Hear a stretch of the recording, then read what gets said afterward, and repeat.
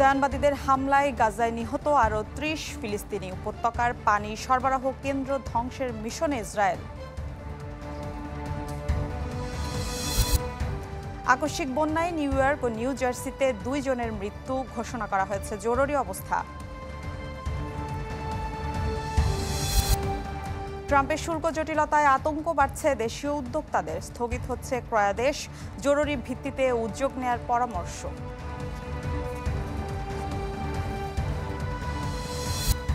দর্শক, শিরোনামে যেমনটি শুনছিলেন, হত্যাযজ্ঞের মিশনে আরও বর্বর হয়ে উঠেছে ইসরায়েলি সেনারা। জায়নবাদীদের হামলায় প্রাণ গেছে আরও ৩০ ফিলিস্তিনির। জয়তুনের একটি বাড়িতে ইসরায়েলি মিসাইলের আঘাতে নিহত হয়েছে ৪ জন। ৭ই শরণার্থী শিবিরে প্রাণ গেছে ৩ শিশুর। খান ইউনিসের বেশ কয়েকটি বসতিতেও ভয়াবহ হামলা চালিয়েছে আইডিএফ। দাবি, এসব জায়গায় অবস্থান করছিল হামাস সদস্যরা। এর আগে একদিনে ৭৮ ফিলিস্তিনিকে হত্যা করেছে জায়নবাদীরা, যাদের মধ্যে অন্তত ৫ জনের প্রাণ গেছে রাফায় ত্রাণ আনতে গিয়ে। ইসরায়েল মার্কিন বিতর্কিত ত্রাণ কার্যক্রমে আইডিএফের হামলায় এ নিয়ে প্রাণ গেল ৮৩৮ জনের। আহতের সংখ্যা ৫,০০০-এর বেশি। মঙ্গলবার ভোর থেকে ফের শুরু হয়েছে হামলা, যাতে গাজা সিটিতে ঝরেছে আরও ২৪ প্রাণ। তবে রয়েছে পাল্টা প্রতিরোধের ঘটনাও। হামাসের সশস্ত্র শাখা কাসাম ব্রিগেডের হামলায় উত্তর গাজায় প্রাণ গেছে ৩ ইসরায়েলি সেনার। আহত হয়েছেন আরও ১ জন। তৃষ্ণার্ত গাজাবাসীর ওপরও নির্লজ্জ হামলা চালাচ্ছে ইসরায়েলি সেনারা। গত কয়েক মাসে বিভিন্ন পানি সরবরাহ কেন্দ্রে পানি নিতে গিয়ে হামলায় নিহত হয়েছেন ৭ শতাধিক ফিলিস্তিনি। দাবি গাজার মিডিয়া অফিসের। ধ্বংস করা হয়েছে ১১২টি সুপেয় পানি সরবরাহ কেন্দ্র এবং ৭২০টি কূপ। গাজা উপত্যকা জুড়ে ভয়াবহ পানি সংকট। যাও মিলছে তার বেশিরভাগই দূষিত ও লবণাক্ত। তবু জীবনের ঝুঁকি নিয়ে অস্বাস্থ্যকর পানি নিতেই বিভিন্ন কেন্দ্রে যাচ্ছেন ফিলিস্তিনিরা। তবে সবার আর ঘরে ফেরা হচ্ছে না। অনেকের প্রাণ ঝরছে ইসরায়েলি সেনাদের হামলায়।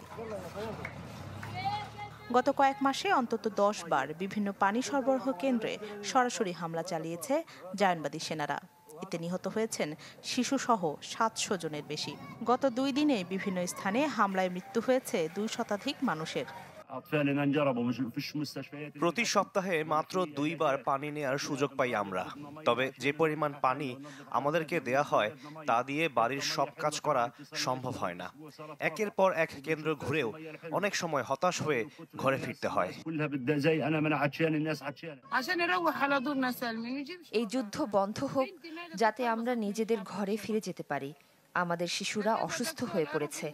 তারা প্রায়ই ডায়রিয়া ও জ্বরে ভুগছে। ২০২৩-এর অক্টোবর থেকে হামাস নির্মূলের ছুতোয় যুদ্ধ শুরুর পর থেকে ১১২টি সুপেয় পানি সরবরাহ কেন্দ্র এবং ৭২০টি কূপ ধ্বংস করেছে ইসরায়েল। এতে বিশুদ্ধ পানির সুবিধা থেকে বঞ্চিত ১,২৫,০০,০০০-এর বেশি মানুষ। এছাড়া ত্রাণ সরবরাহ কেন্দ্রেও সমান তালে আগ্রাসন চালাচ্ছে ইসরায়েল। সবচেয়ে বেশি হামলা হচ্ছে ইসরায়েল যুক্তরাষ্ট্র সমর্থিত গাজা হিউম্যানিটেরিয়ান ফাউন্ডেশন GHF-এর ত্রাণ কেন্দ্রে খাবার নিতে আসা ফিলিস্তিনিদের ওপর।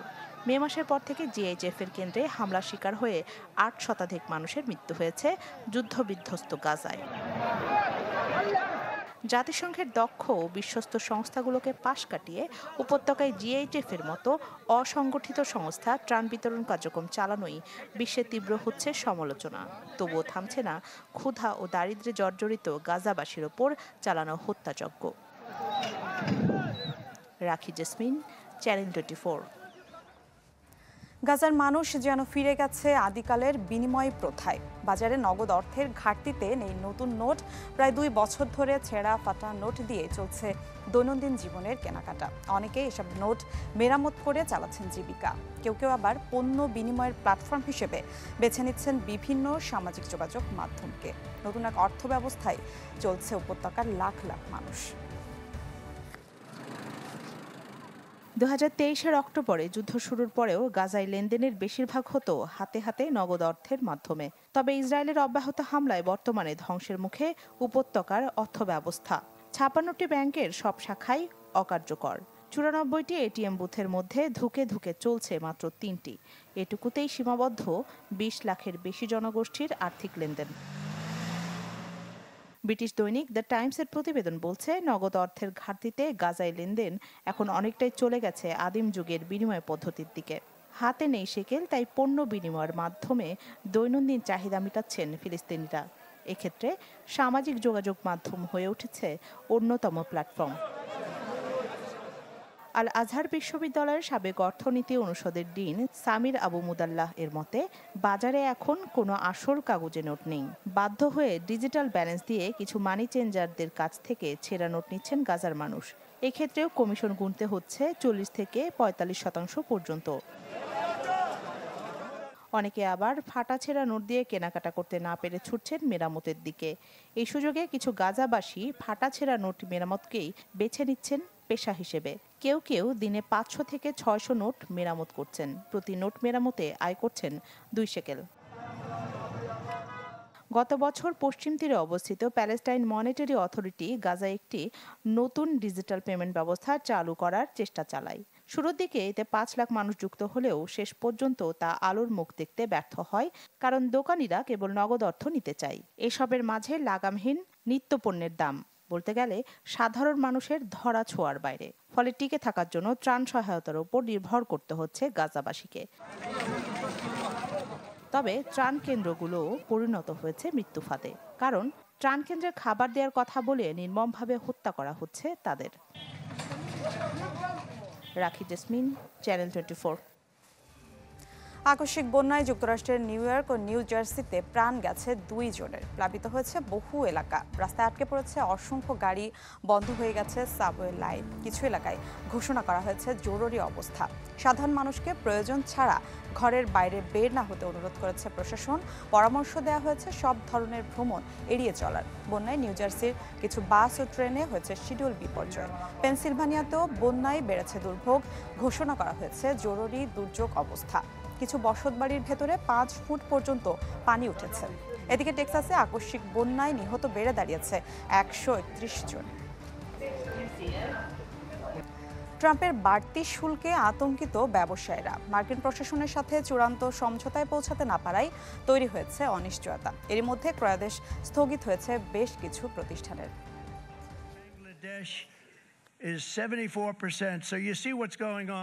যুক্তরাষ্ট্রের সাথে কয়েক দফা দেন দরবারের পরেও চড়া শুল্কের চাপে বাংলাদেশ। ফলে দুপক্ষের সমঝোতা না হলে 1 আগস্ট থেকে বাড়তি 35% কর দিয়ে মার্কিন মুলুকে পণ্য বিক্রি করতে হবে উদ্যোক্তাদের। জানিয়ে কেবল দুশ্চিন্তা নয়, তৈরি হয়েছে সীমাহীন অনিশ্চয়তা। এর মধ্যে বেশ কিছু ক্রয়াদেশ স্থগিত করেছে মার্কিন ক্রেতারা।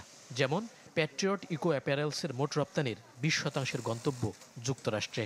কিন্তু পাল্টা শুল্ক ঘোষণার অনিশ্চয়তায় প্রায় 10 লাখ পিস সাঁতারের পোশাকের ক্রয়াদেশ স্থগিত করা হয় গত বৃহস্পতিবার। এতে দুশ্চিন্তায় পড়েছেন প্রতিষ্ঠানটির ব্যবস্থাপনা পরিচালক ইকবাল হোসেন। যে ভেন্ডরের কাজ করি, সেই ভেন্ডর ওয়ালমার্টকে ডেলিভারি দেয়, সেই ভেন্ডর আমার প্রায় 1 মিলিয়ন পিসের মতন অর্ডার স্থগিত করছে।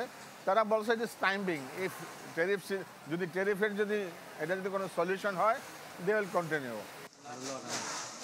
বছরে প্রায় $1.5 কোটি তৈরি পোশাক রপ্তানি করে মাদার কালার লিমিটেড, যার প্রায় 30% যায় যুক্তরাষ্ট্রে।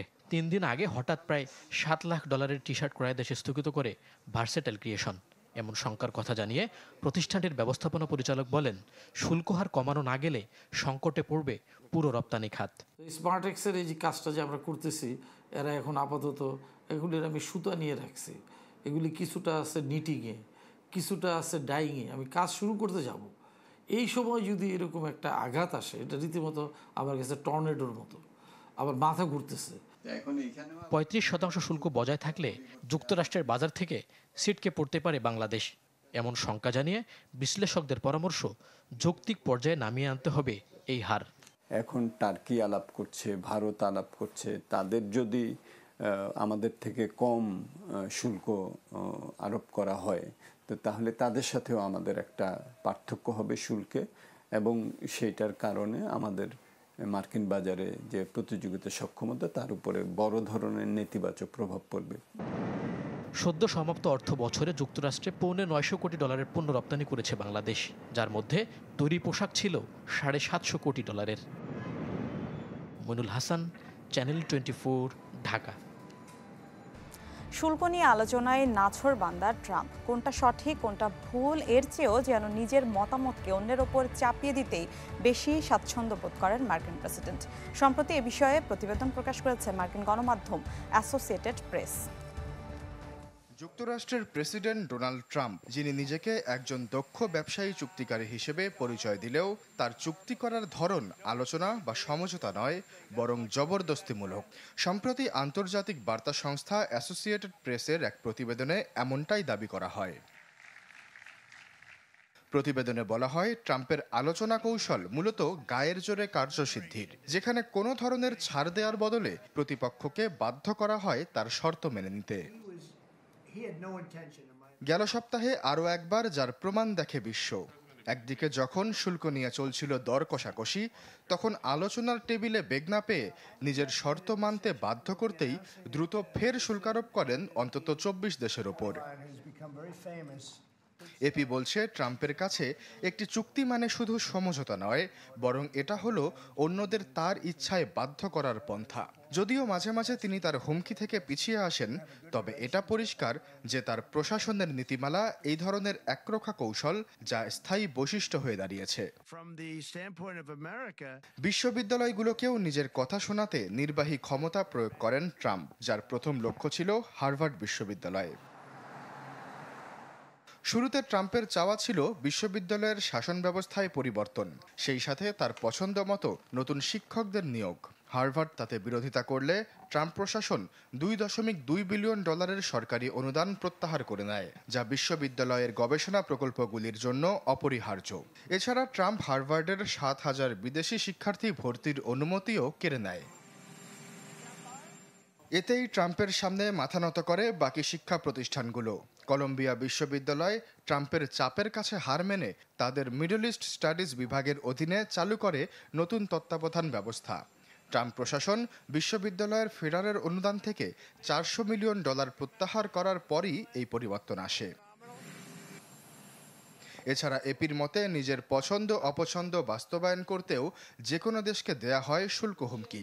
সম্প্রতি সাবেক ব্রাজিল প্রেসিডেন্ট ও ট্রাম্প মিত্র হিসেবে পরিচিত জাইর বলসোনারোর বিরুদ্ধে বিচার কাজ বন্ধ করতে চাপ দেন ব্রাজিলকে, আর এতে হাতিয়ার হিসেবে বেছে নেন সেই শুল্কারোপকে। বলেন, বলসোনারোকে মুক্তি না দিলে ব্রাজিলের ওপর চাপানো হবে 50% শুল্ক। একইভাবে এই শুল্ক হুমকির আওতায় পড়ে মেক্সিকো, ইউরোপ সহ আরও 24 দেশ। আশ্বাস চৌধুরী, চ্যানেল 24। 50 দিনের মধ্যে ইউক্রেনের সাথে যুদ্ধবিরতি চুক্তি না করলে রাশিয়ার উপর কঠোর শুল্ক আরোপের হুঁশিয়ারি দিয়েছেন ডোনাল্ড ট্রাম্প। ন্যাটোর মহাসচিবের সাথে বৈঠকে কিয়েভে বিপুল অর্থের অস্ত্র পাঠানোর প্রতিশ্রুতিও দেন মার্কিন প্রেসিডেন্ট। দ্বিতীয়বার মসনদে বসেই ইউরোপীয় নেতাদের মাথা ব্যথার কারণ হন ডোনাল্ড ট্রাম্প। একদিকে বক্তৃতা বিবৃতিতে তার পুতিন প্রেম, অন্যদিকে ইউক্রেনে অস্ত্র সরবরাহ কমানো, সব মিলিয়ে রাশিয়া ইউক্রেন যুদ্ধের খোলনালচে বদলে যাবার দশা। কিন্তু না, স্বভাবসুলভ ইউটার্ন নিলেন ট্রাম্প। হোয়াইট হাউসে ন্যাটো প্রধানের সাথে বৈঠকের পর ইউক্রেনকে দেয়া হয়েছে সমরাস্ত্র সরবরাহ বাড়ানোর আশ্বাস, আর রাশিয়া পেল শুল্কের কড়া হুঁশিয়ারি। রাশিয়ার উপর আমরা ভীষণ অসন্তুষ্ট। পুতিন আমাকে টেলিফোনে মিষ্টি কথা বলে ঠিকই, কিন্তু দিন শেষে হামলা অব্যাহত রাখে। 50 দিনের মধ্যে যদি কোনো যুদ্ধবিরতি চুক্তি না হয়, তাহলে আমরা রাশিয়ার উপর কঠোর শুল্ক আরোপ করব, প্রায় 100% হারে। আর ইউক্রেনিয়ানদের আরেকটি সুসংবাদ, আপনাদের শক্তিশালী সামরিক সরঞ্জাম দেওয়া হবে। এর পাশাপাশি নিষেধাজ্ঞার হুমকিও দেন মার্কিন প্রেসিডেন্ট, যার অর্থ যেসব দেশ রাশিয়ার কাছ থেকে তেল কিনবে নিষেধাজ্ঞার আওতায় পড়বেন তারাও। এই নিষেধাজ্ঞা কার্যকর হলে সবচেয়ে বড় বিপদে পড়বে রুশ তেলের মূল খরিদ্দার চীন ও ভারত। বিশ্লেষকরা বলছেন, পুতিনকে ভুল বুঝেছিলেন ট্রাম্প, আর রুশ প্রেসিডেন্টও বাকপটুতায় কার্যত বোকা বানিয়েছিলেন মার্কিন প্রেসিডেন্টকে। হয়তো প্রেসিডেন্ট ট্রাম্প এতদিনে বুঝতে পেরেছেন যে পুতিন তাকে নিয়ে পুতুলের মতো খেলছে। যুদ্ধবিরতি নিয়ে পুতিনের কোনো আগ্রহ নেই, কিন্তু ট্রাম্পকে ঠিকই এমনভাবে ব্রেন ওয়াশ করেছিলেন যাতে তার মনে হয়েছিল রাশিয়া হয়তো যুদ্ধবিরতি চায়। এ সিদ্ধান্তে মিশ্র প্রতিক্রিয়া দুই দেশে। একদিকে মস্কোপন্থীরা বলছে যুদ্ধের মাত্রা বাড়াবে ট্রাম্পের ঘোষণা, ও আপাতত স্বস্তিতে ইউক্রেনীয়রা। আশ্বাস চৌধুরী, চ্যানেল 24। দর্শক, এই ছিল আজকে ইসলামী ব্যাংক পিএলসি ওয়ার্ল্ড নিউজ টুডেতে। এতক্ষণ সাথে থাকার জন্য ধন্যবাদ।